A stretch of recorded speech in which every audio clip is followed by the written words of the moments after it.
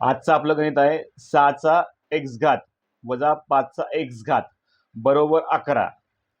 तर आता आपल्याला काय करायचंय, 6 आणि 5 ह्याचा संबंध आहे 11शी कसा आहे, तर आपल्याला ह्या 11ची फोड करून बघायची आहे. तर चला बघूया. 6चा x घात वजा 5चा x घात बरोबर काय करूया आपण, 11 गुणिले 1 काय तर 11 की 11.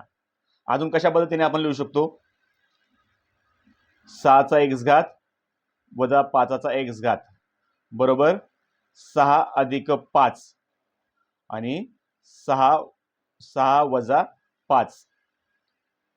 तर इथे 6 अधिक 5 11, इथे मध्ये गुणाकाराचं चिन्ह असतं, ते 6 वजा 5 झाले की 1, म्हणजे ही फोड आपण 11चीच केलेली आहे.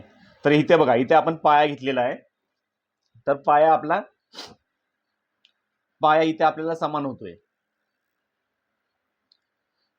हे कसं आहे, याचं हे सूत्र आहे एक प्रकारचं, ए स्क्वेअर वजा बी स्क्वेअर बरोबर ए अधिक बी ए वजा बी.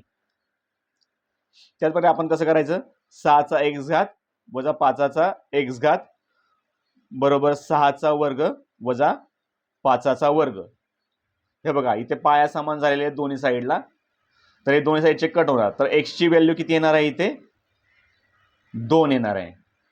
ओके, पाया समान, त्यामुळे घात सुद्धा समान असतो. x ची व्हॅल्यू 2 आलेली आहे.